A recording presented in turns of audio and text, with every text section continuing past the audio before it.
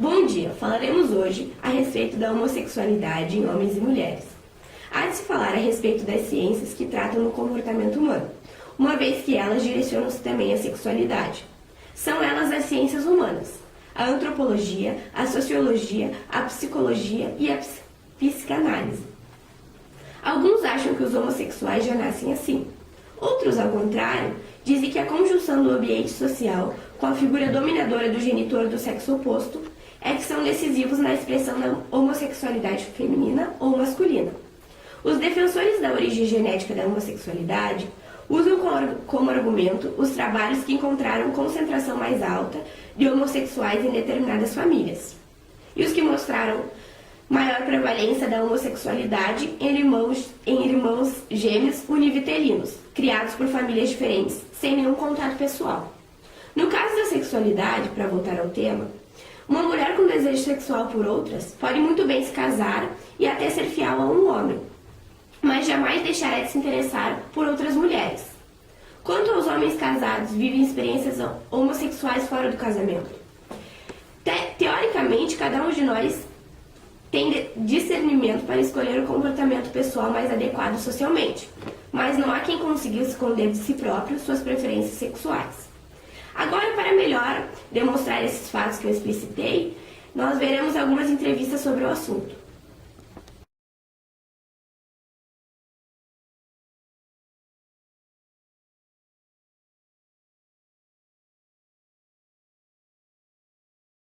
Oi, estamos aqui com o Pedro e eu vou lhe fazer algumas perguntas sobre sua orientação sexual. Pedro, quando percebeu que essa era a sua orientação sexual? Olha, eu nasci assim, não tenho uma data específica para falar. Olha, a partir de qual ano, de tal ano eu virei gay, a partir de tal ano não, eu nasci desse jeito, sempre gostei de homens e é isso. E como você lida com a sua homossexualidade no dia a dia e nos ambientes que frequenta? No ambiente de trabalho, como é um lugar muito diversificado e tudo mais, há um respeito muito grande. Eu não sinto nenhum preconceito em relação a isso, discriminação. Agora, balada também não, mas assim, quando você entra num convívio social de igreja, num convívio social um pouco mais heteronormativo, você sente mais as diferenças, você sente o preconceito bruto. Os maus olhares, o machismo institucionalizado, e os comentários, você tem trejeito, você é bichinha, blá blá blá blá blá. Que são coisas que de um certo modo ofendem. E a sua família tem conhecimento disso? Tem. E, inclusive eu contei pra minha mãe há 5 anos e ela foi uma das pessoas que mais me apoiou no começo. No começo, assim, mas pra ela foi um choque, porque nenhuma mãe, assim, espera, putz, meu filho vai ser gay. Pelo menos as mais tradicionais, assim. E ela me prendeu muito no começo. Então eu tive que batalhar muito pela minha liberdade. Então foi assim, eu fui brigando com ela e ela foi me compreendendo melhor. Eu comecei a falar mais pra ela o que eu sentia em relação a mim, ao meu corpo, à minha sexualidade. E ela começou a me aceitar melhor. Já meu pai não aceita tão bem assim. Ele já é um pouco mais não, ele veio de uma família extremamente tradicional, totalmente religiosa. Então a mente dele, pra me aceitar, levou muito tempo, ele ficou anos sem falar comigo. Então, pra ele hoje, conviver comigo é bem complicado. Então é uma relação, digamos assim, delicada. Com a minha irmã também, principalmente que ela é pastora. E então ela tem muito do religioso nela, muito da religiosidade e do preconceito que nem existe no livro bíblico, né? Muito obrigada, Pedro. Obrigado. Agora falaremos com a doutora Letícia, psicóloga, a respeito da homossexualidade. Doutora Letícia, o que é homossexualidade? Então, Paola, dessa forma, pressupõe-se que seria a homossexualidade uma coisa. O problema é que é uma infinita variação sobre o mesmo tema, da relação entre as pessoas do mesmo sexo. Ou seja, seja ela afetiva ou sexual, ou mesmo das duas. E os homossexuais, eles já nascem assim ou eles se tornam? Esse é um tema bastante complicado, porque não existe uma comprovação científica até hoje que diga se nasce ou se eles se tornam dessa forma, mas no meu entender, eles nascem dessa forma, eles têm uma tendência e no meio eles se desenvolvem dessa forma, porque na realidade ninguém quer sofrer, né? Então, assim, porque as pessoas que são homossexuais, elas sofrem. Ninguém quer ser deixado de lado, ninguém quer decepcionar os pais, ninguém quer ser visto como diferente, porque todo mundo quer participar e ser visto como igual. Isso faz parte do ser humano. Isso faz parte da nossa essência enquanto ser humano. Ser igual aos outros. Tanto que na adolescência todo mundo se veste igual, anda em bando, isso faz parte de nós. Então, por isso que eu digo que, no meu ver, o homossexualismo, ele vem com a pessoa, mas ele se desenvolve de acordo com o meio. E a condição sexual de um indivíduo pode ser alterada? Não. Não, isso não existe. Tanto é que essa história que se falou muito há um tempo atrás de cura gay, né? Isso não existe. Jamais.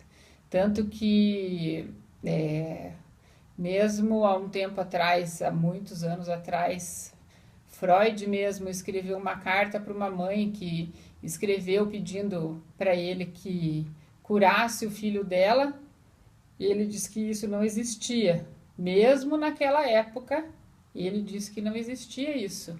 Então, ele era um gênio, né? E as pessoas precisam aprender a aceitar as pessoas como são. Não adianta a gente querer transformar os outros, não. Dessa forma, não. Ninguém escolhe ser homossexual. E os homossexuais, eles estão sujeitos à discriminação? Sem dúvida nenhuma. Isso daí, na nossa sociedade, não aceita o diferente. E a homossexualidade, ela é uma doença mental? Não, não é. Isso era considerado até pouco tempo atrás, dentro do DSM, que é o livro que trata dos transtornos mentais, era considerado um transtorno mental, mas hoje se sabe que não é um transtorno mental há muito tempo já. Apesar de que, se a gente for ver, não é tanto tempo assim, né? Em 1930, 40 mais ou menos. E ter sentimentos com outra pessoa do mesmo sexo faz desse alguém homossexual? Então, como eu falei na resposta da primeira pergunta, né? Tanto faz questão afetiva ou sexual, independente. Homossexualidade pode ser afetiva ou sexual, indiferente uma ou outra. Muito obrigada, doutora Letícia. Obrigada a você, Paola.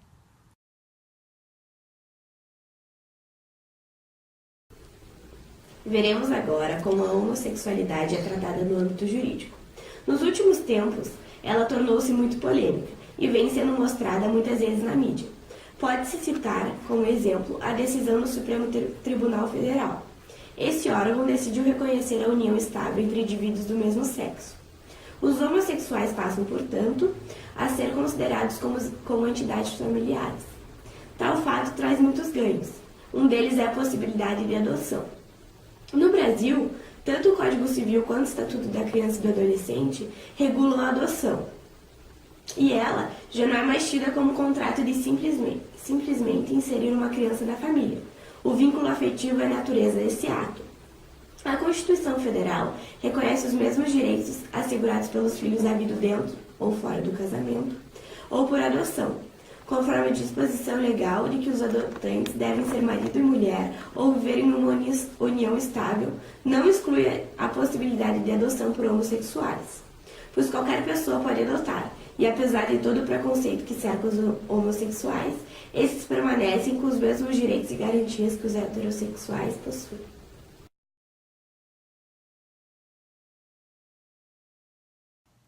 Agora nós falaremos a respeito da bioética. O que é então a bioética? Ela é uma ética da vida, ou seja, uma reflexão da ação sobre ela. Para vocês entenderem melhor, nós vamos retroceder um pouquinho. Falaremos agora de um acontecido importante do século XX, o regime nazista. Nesse período, algumas pessoas elas eram utilizadas como cobaias de experimentos médicos. Então, por esse motivo, inicia-se o pensamento da bioética, uma vez que esses experimentos afrontavam contra a vida. A partir deste acontecido, temas como a vida humana e a vida em sociedade tornaram-se matéria de estudo para a bioética. Portanto, o homossexualismo, tendo envolvimento na vida social e até hoje um tema muito polêmico com diversas análises sem uma conclusão específica, então as respostas elas podem estar embasadas sobre duas perspectivas, o utilitarismo e o legalismo.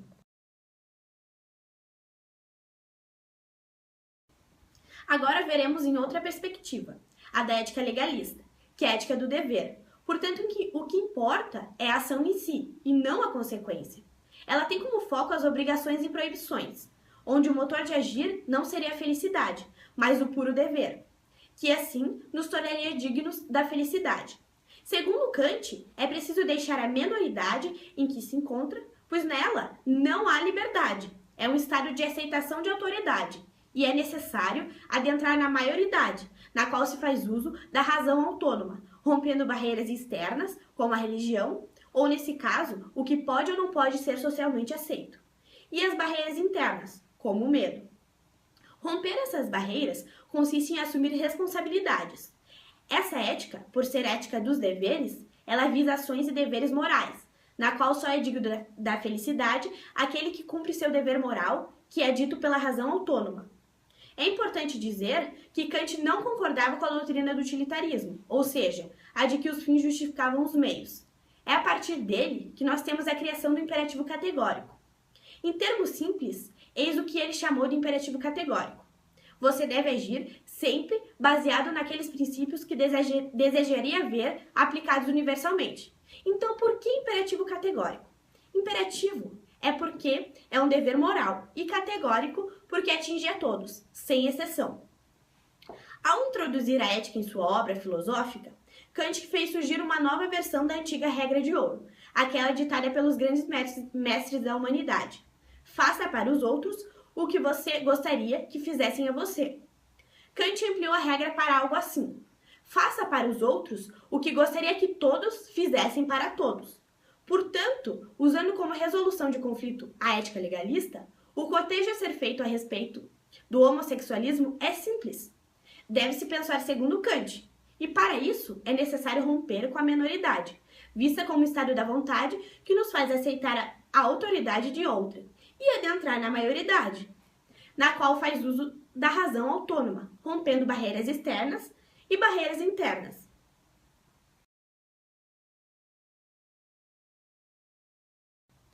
Falarei agora dentro do âmbito da ética utilitarista.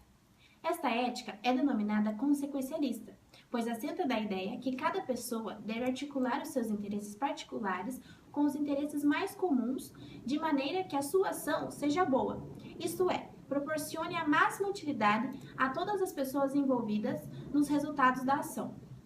O pioneiro dessa matéria é o estudioso Jeremy Bentham, que cria esta ética baseada na utilidade da vontade geral, respeitando a vontade da minoria, porém prevalecendo a vontade da maioria. O princípio do utilitarismo, denominado utilidade ou maior felicidade, sustenta que as ações são justas, ou seja, corretas, na proporção com que tendem a promover a felicidade, e injustas quando tendem a produzir o contrário da felicidade. A aplicação desse princípio implica um cálculo, uma espécie de aritmética do bem-estar, no qual se avaliam as vantagens e desvantagens das diferentes alternativas de uma dada ação, tendo em conta o grau de satisfação ou insatisfação que dela se pode esperar. Com relação ao homossexualismo no mundo contemporâneo, usando como resolução de conflito a ética utilitarista, tem-se como solução, primeiramente, a abrogação das vontades gays, já que este é caracterizado pela minoria, ou seja, os gays devem abdicar de suas vontades para uma socialização civil igualitária aos héteros, pois estes são a maioria, que negam a hipótese dessa socialização. Porém, o que há de ressalva nessa ética vale-se do sofrimento da minoria, ou seja, os homossexuais acabam tendo de ser subordinados às vontades dos contrários, tendo sofrimento desigual em uma sociedade que prega em sua Constituição a democracia e o tratamento igualitário para seus cidadãos, sendo assim, incluindo-se os gays em seu âmbito estrito. Mesmo os homossexuais sendo a minoria, eles têm um número significante de pessoas que praticam a mesma vida de um heterossexual, pagando seus impostos, votando e assumindo seus compromissos em sociedade. Contudo, prevalece então o bem-estar social. O nosso grupo acredita que a maioria da sociedade preconceituosa deve abster-se de suas vontades individuais de divulgá-las amplamente, podendo tê-las em seu íntimo, e aceitar as atitudes gays que sofrem esse preconceito diariamente, tendo sua vida normalizada em seus atos sem medo do repúdio opressor.